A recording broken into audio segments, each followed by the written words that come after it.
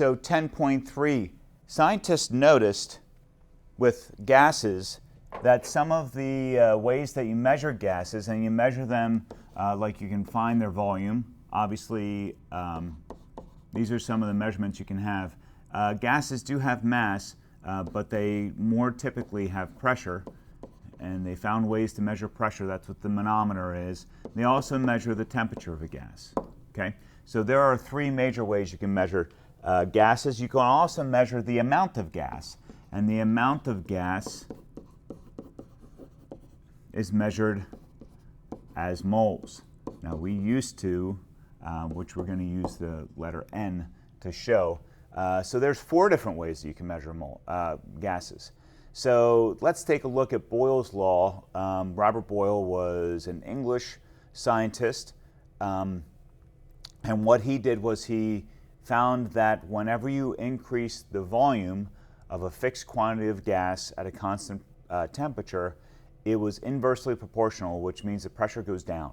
So if I increase the volume, the pressure of the gas pushing on its container then actually decreases by the same amount of the volume that you increased. In other words, if I double the volume, that equals half the pressure. Okay, that's what inversely proportional means. Okay, that means as pressure goes up, my volume goes down. That's inversely proportional. Okay, so let's keep going here. Oh, that's a demonstration that doesn't work on my smartboard. So as P and V are inversely proportional, you can see a plot of volume versus pressure results in a curve that looks like this. That's what this is over here. But if I put P and V on the same side and make that equal to a constant, then what we can do, if you see that's 1 over P, then we get a straight line. Well, straight lines are very useful because then we can extrapolate down to 0, and then you know where everything, like you can say it's 0.75 and it goes down to like 0.75 liters. Okay, so that's why those straight lines are important. Charles' law did the same thing. So hang on a second here. I go back to Boyle's law and I say that Boyle's law is between pressure versus volume, and they're inverse proportionate. Charles' law is temperature versus volume, and they happen to be the same, as in if temperature increases, volume increases. So that's a direct relationship. So notice we get a straight line now when we have temperature and volume. We don't have to do any of this 1 over stuff. Okay, and if we extrapolate very accurate measurements of temperature and volume, we can extrapolate all the way down to what we call absolute zero, which is when the volume goes to 0 and at a certain temperature, and that certain temperature is a negative 273 degrees Celsius, or 0 Kelvin. So we get V over T as our K equals our constant. Okay, we're going to put this stuff all together then.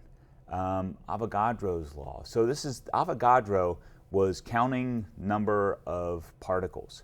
And he also worked with moles. So we know that from previous talks that 1 mole equals 6.02 times 10 to the 23rd atoms if we're talking about an element, or molecules if we're talking about a compound. So what he did was he figured out that there is an average amount of volume at a certain temperature and pressure. But we'll get to that.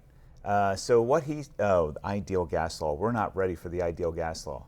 So the volume of a gas at a constant temperature and pressure is directly proportional to the number of moles of that gas. So if you increase the number of moles increases, then the volume also increases, as long as the pressure and temperature stay the same. So mathematically, that means that volume equals K times N. So our observation is that 2 volumes of hydrogen, 1 volume of oxygen measure up to be 2 volumes of water vapor because these two have combined together. Okay, I'm going to stop there. Again, this is 10.3. This is a very short screencast because I I would write down example problems in your notes from 10.3 because we're going to do Boyle's Law, Charles' Law, and Avogadro's Law pretty often, actually. We may even get to Gay-Lussac's Law. All right, that's it.